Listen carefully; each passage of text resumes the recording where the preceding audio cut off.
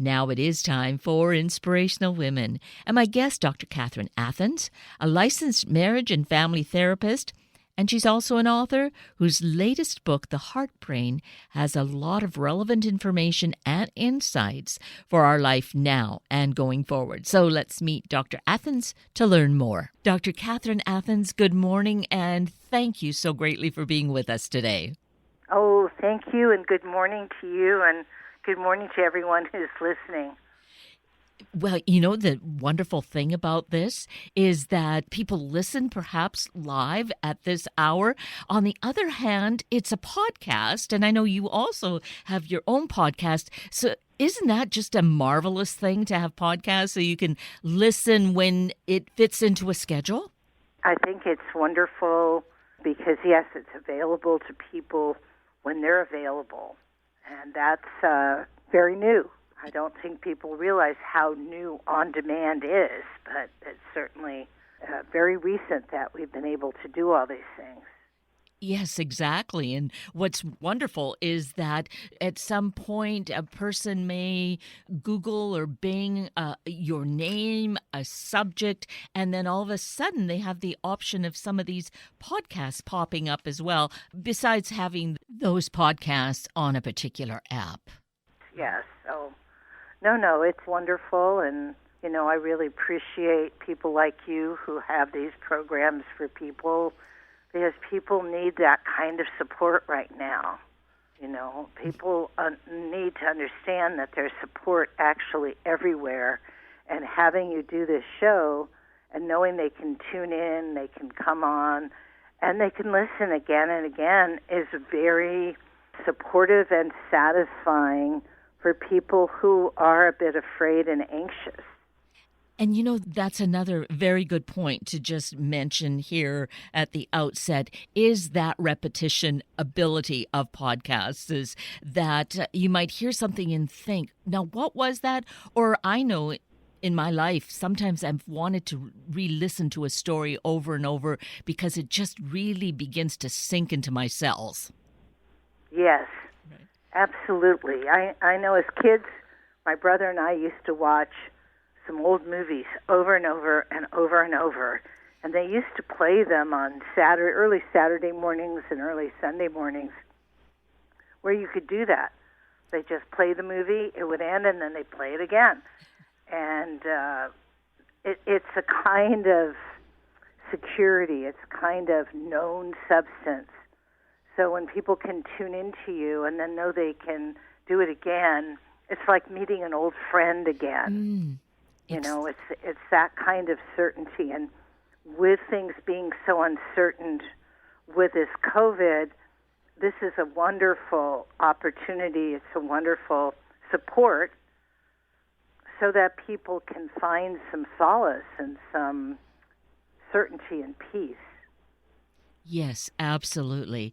And that is a key thing of thinking about this whole time in general. Here we are in December, this month where it's typically filled with different kinds of festivals from all our diverse cultures, so much to celebrate. And we might be feeling really disheartened about that, really depressed about that. And yet the reason that you and I are having this conversation this morning, Dr. Athans, is to think about how we might fashion this, create this to be a time that we feel buoyed up, that we feel we can make it be a special time. It doesn't have to be exactly the way it was in the past, and we need to maybe address that. Right? Well, absolutely. There's, people like to say this silver lining, but there's a blessing in this if we stop and realize, wait a moment, we have an opportunity to stay home, to be quiet. No one's expecting us to dress in the latest fashions, to tout, the latest stuff. People have an opportunity we haven't had probably for 50 years or more, where you can sit down and you can start playing with your kids. You can get to know your family again. You can have discussions about what the family thinks of various issues and what are the family values. You know, I don't think very many of us have time to sit down and talk to our kids. We're too busy running around, and in the Silicon Valley where people are expected to work 12 to 14 hours a day, it's very difficult to be able to do that. So there is a blessing here if we will take it and use it. And so let's consider it in that fashion. Certainly, it's been the situation since March for most of us.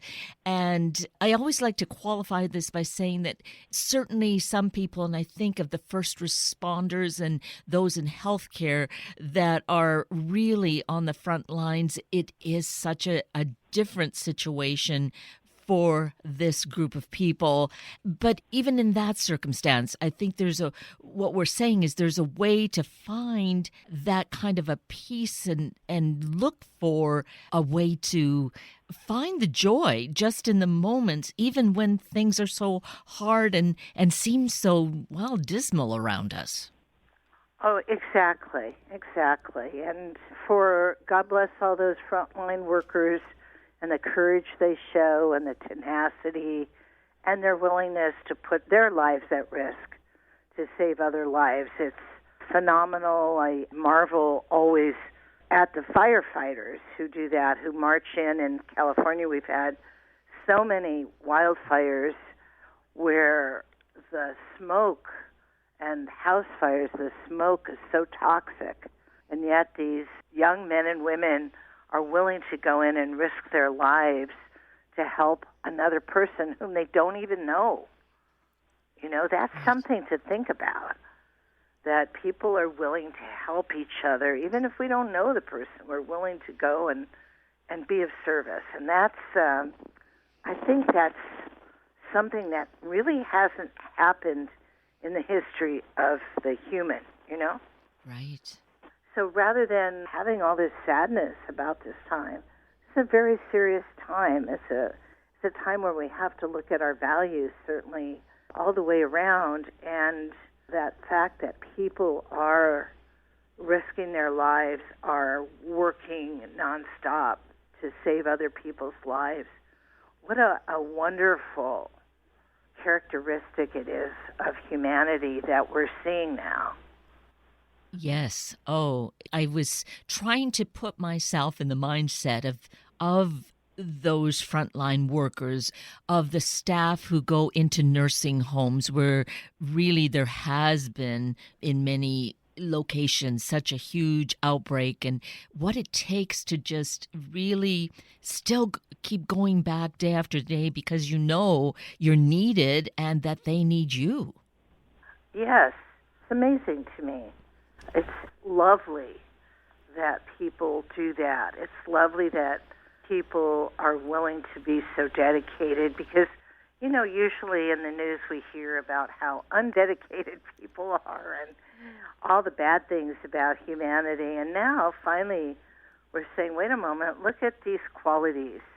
This is something that we need to acknowledge and to keep in the front of our minds, that there is a lot of good in people, and it's being shown every day of this pandemic, and people are learning how to volunteer. People, certainly a lot of my clients who are depressed, I recommend they volunteer at the food bank or they volunteer at a charity. And because when you volunteer and you're giving, it actually affects the serotonin in the brain, where you have more serotonin. And more serotonin, it's the feel-good chemical.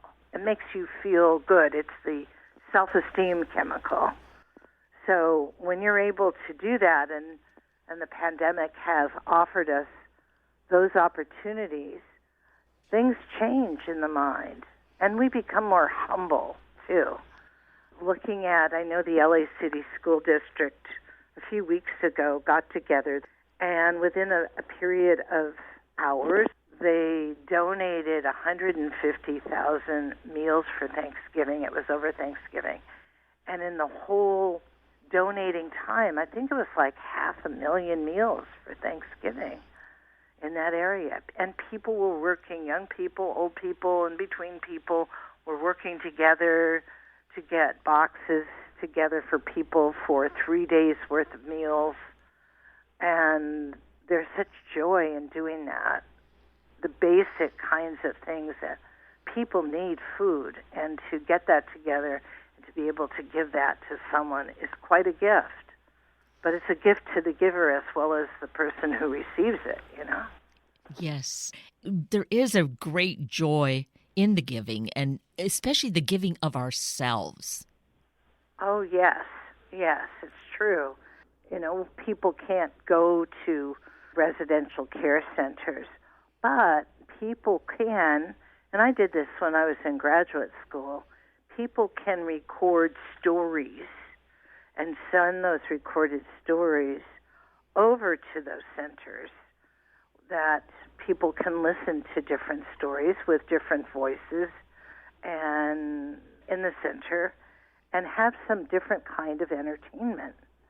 And it's a voice of another human being, and that is always comforting to have that human voice attached to a story.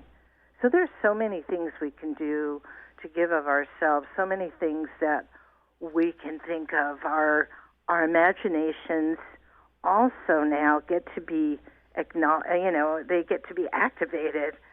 And I don't think we've thought of all these things before because we're so busy. I know I'm so busy with my work. I get up, I have a schedule, boom, boom, boom, boom, boom.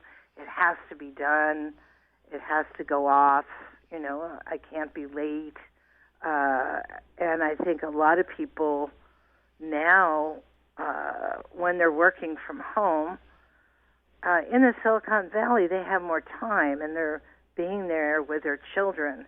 And even though it's very difficult, and the children are very upset about what's going on, it's a time to be able to sit down, have a family meeting, and explain what's going on, and get the children to contribute their feelings, their ideas, their emotions, and what would they do about it? How would they handle it? So include them in the conversation. I don't think we include children enough because kids have such amazing ideas, Yes. Their creativity is really phenomenal because they still haven't had enough years of maybe being shunted down or pushed back. But this is the opportunity to encourage them and solicit ideas. Yes, exactly. And, for a kid to be able to do that and be included, it builds attachment, self-esteem. Attachment is so important, and we have so many kids who are not well attached to their parents for whatever reason, and that creates so much emotional problems throughout life and later on in life. There are a couple, there are several psychologists who've worked on this, but there's a couple in Berkeley who've been doing research on attachment and disorganized attachment and how important it is that we have healthy attachment with our children for not only our lives but for their lives going forward, because disorganized attachment, unhealthy attachment causes all kinds of aberrant, strange behaviors, and kids become delinquents even as early as the age of 11 and a half, and then everybody's going, why did that happen? What happened here? But we forgot about the basic things, and I guess when I was growing up, people, you weren't talking to your kids. I had a family where my dad was willing, if there was an important decision, to have a family meeting and get all of our input. And that was very rare, Kids were to be seen or not even seen and not heard. They were to stay out of the way and be quiet And now we're realizing that's not the way we need to operate. Kids need a healthy relationship with their parents. They need to build memories. They need to have fun. I know we were starting to talk about this guilt gift giving, and how parents feel bad, and so they want to buy the biggest, brightest, newest thing. And that's not the point, really. I mean, obviously, if your child wants a certain toy or something, I think it's important to sit down and say, can we buy it? But not to go overboard. Instead, to talk to your kid and find out, maybe to go in the backyard if you have a backyard. If you live in an apartment, maybe to get some big pots and start growing things together and talk about how is it you put a seed in this stuff and it looks pretty bad. It's brown and sometimes doesn't smell great, and the seed grows into a beautiful plant or flower. How does all that happen? And that spurs all kinds of conversation, and people can go on the internet or get books and talk about what's that all about. We don't even know. I know I taught school for a while, and you say to the kid, I taught first grade and taught a lot of grades, and I say, okay, where does food come from? Oh, the Safeway. Right. Say, yeah, you're right. That's true. But where's the Safeway get it? From the warehouse. No. So I think it's a time to reset, readjust. On the way to my office this morning, I heard the DJ talk about this is the time to reset our values, to reset who we are as a society. And isn't that amazing that we get that opportunity to do that? I don't know, of any other large, powerful countries in the history of the world who get to redefine themselves right in the middle of this pandemic. Who are we? What are we? What do we stand for? And kids have such an important role there because, as you pointed out, Kate, kids are not adulterated yet. That's what I tell my clients. I said, we all been adulterated, so we have to figure out how we're going to get through that. And kids haven't. They have fresh ideas and interesting thoughts. Which is how, with that kind of attitude, with our kids, dependent on the ages that they're at, to talk about this season and gifts where there might be the expectations of something big and grand that's being advertised versus what the reality of finances are, which might still be good, might not be so good. And where is our value? What is really important, and being able to, we have the opportunity to make those kinds of conscious decisions at this point. Oh, absolutely. And certainly, if we've known that our child wants a certain thing and maybe we've been saving for it, and that's a good thing to say, yeah, we've been saving for it, and this is what we've done, and so we could probably afford one, maybe not the biggest, brightest, but one. I know, unfortunately, where I live, parents forget that kids, when they learn to drive, they forget that kids bump into things. Mm-hmm. And so oftentimes they'll get their child a new Porsche or a Jaguar or something like that, instead of the nice old jalopy, that we got when we were learning to drive. And so then it becomes a catastrophe if you happen to bump into something and make a dent or a bump or whatever. And every kid makes mistakes like that. So I suggest, going to the used car lot for that kind of stuff. And I know that Xbox is very, very important, but maybe there's something else, you could do right now, or maybe make it a project to save up and maybe buy some of the things that go with it right now, knowing that in a month everybody has been saving for that, and then make that something that the family can buy together, so that there's that constant underpinning of we're in this together, we're working together. This is how much money we have to spend. How do we do it? And it's just so important. And kids make good decisions. Years ago, I'm a big football fan, and the 49ers got to go the first time to Miami.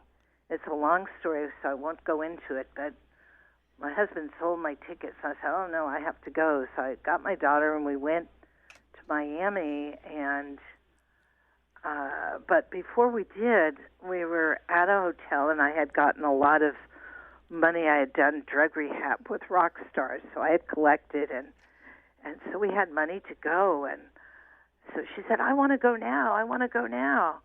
I said, okay. I said, let's call up the lady at the airplane and find out if we went tonight, how much it would cost. So I laid out all the cash on the floor, and the lady gave her a number, so I wrote it down and explained what it was, how many dollars. So then we counted the money we had, and she counted it. And I said, well, look, if we go tonight, we could go, but all that money will go for tonight. But if we go tomorrow, we'll have all that money for the trip. What would you like to do? And she said, oh, I'll go tomorrow. And isn't that great that this is an opportunity to discuss finances and money and value in that way, and laying it out as graphically as you did with your daughter, it begins to make sense. That's an invaluable lesson for life. Yes, so we, to look at it and to see, and not to put judgment on, oh, I can't or not now, but to be reasonable and to look at what's available now. It doesn't mean that's all that's going to be available tomorrow. I'm a very big proponent of positive thinking and, using your intuition to create something more of value. And kids create all of these wonderful new businesses. They come up with all kinds of ideas, and maybe this is a time to sit down with your child or children, say, well, what business could we create? What would you like to do? What kinds of things do you think might be good to raise some money? And do that as a family as well, because that's a fun project. And then carry it out. Keep your word. I always tell parents, if you tell your child something, you must keep your word. You must have complete integrity with your kid. And that's a new habit for a lot of people. And an important one, right? Obviously. It's an important habit for every day. Yes. And it's something that people are also learning how to do. So that's another opportunity of this age we're living in, of this thing that's going on, that we have the opportunity to develop our integrity and think about what we are promising and think about what we say and the effect it has on other people, especially our kids. Because our kids learn to lie. They don't lie. I know when my daughter was little, her girlfriend told her that she lied to her mother all the time, and asked my daughter, do you lie to your mom? And she said, no. And then my daughter told me, that her friend lies all the time. I said, what did you say? She said, well, I don't lie. I don't think it's a good idea. I said, maybe you need to support your friend in telling the truth and see how that goes. But obviously she had an experience, the girlfriend, where she got punished or judged for telling the truth. Mm-hmm. So these are projects we can work on with the kids at this time that have lasting meaning. I mean, what do you remember? You don't remember the big toy. I know one of my girlfriends used to give these wonderful toys, and then about 3 days later, she'd start taking one away, two away. She'd put it up in the closet, and she'd rewrap it for the following year. That's ingenious. I thought, wow. She said, well, they like it for about a day or two, and then they don't even remember they have it. And I said, wow. And sometimes I've noticed the children like the boxes things come in more than they like the thing. And that's true. And I think that shows their creativity, and that ought to be encouraged. And so don't think about those expensive kinds of things. It's, creating that desire to just create and engage. These are invaluable gifts that we can share with our family. Absolutely. And we can do it now, and we can remember that we were creative if we stop being creative, that we had that ability. We can remember that, and we can reconnect ourselves with that creativity, which is really a lot of fun, because we stop doing those things. We stop painting. We stop finger painting. We stop making mobiles generally, for other things. So this is an opportunity to do those things. And there are actual books and wonderful books on making different stuff and how to make stuff together. And that's a wonderful opportunity to have the family together, to communicate.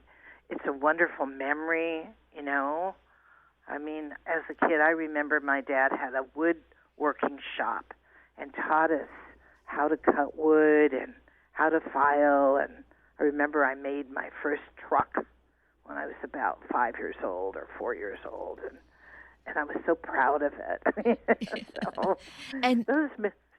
And you're remembering that as a very delightful time, and there's a kind of gift, a regifting that goes on in that memory. Exactly. Right. Yes. There is, and so I encourage people to think, forgive the pun, outside of the box here, and talk to your kids. What do you want to do? What could we do? What could we do as a family? We are still allowed to go to different parks, and maybe read about the park before you go. Read about the flora and the fauna and all the stuff, and maybe when you go, then there's some flowers or some plants you can identify, and that makes the experience so much better. And maybe when you come home, it's time to draw some of those things. Mm-hmm. Draw your experience. What was the most important part of your experience? Put it down on a piece of paper. Hang the papers on the wall. I still have old drawings and projects from my kids all over the den. People think it's funny, but it's lovely to remember that, Exactly. Yes. Well, this is just too little time to be able to really get into more detail, but I think that you've given us great food for thought, Dr. Athans. We should mention your website, though, because there people can learn more about you and get more ideas and find out about your books, which are a great support. We touched on the brain and our feelings. The Heart Brain is one of your newer books. So let's mention your website. Sure. You can go to either Athans PhD.com, and Catherine is spelled with a C, and Athans is Athans, not like the city. Athans PhD.com, or Angels with a plural, many angels, Island.com. And you mentioned, Kate, The Heart Brain. I recommend people get that book. It's an amazingly wonderful book. It's in its second printing. It talks about the importance of the heart and it reorients us as to how we know things, how we understand things. So you can get it on Amazon. You can get it on my website. It's my pleasure to talk to you, my pleasure to be your guest. And here's to everyone who is going through this transition, and may it be with light and grace and fun and energy. How about that? That's great. That's a wonderful way to just embrace it all and move forward as we wrap up this year and move into a new one. So I do thank you for all that you do and for certainly taking time with us this morning, Dr. Athans. It's been just wonderful. Thank you, and the same for you. Thank you for having this show and allowing me to be here. It's my great pleasure. And with that, we're at the end of a very full hour of Inspirational Women with Dr. Catherine Athans and Sunday Morning Magazine with Ravi Hattisingh. I'm Kate Daniels, your host, and I greatly appreciate your sharing this hour with me and these special guests. For details you might have missed or information you'd like to know, please just send me an email, kated@warm1069.com, and I will get right back to you. Also, if you'd like to listen again or share these important stories with your family and friends, find the podcast on our Warm 1069 webpage. Just click on the podcast tab, then either of the show names, and then look for the guest names. I now wish you and your family a day of finding ease, peace, and contentment. Have a week of the same, and then please plan to join me again next weekend for another hour of Sunday Morning Magazine and Inspirational Women on Warm 1069. Good morning and have a great Christmas time.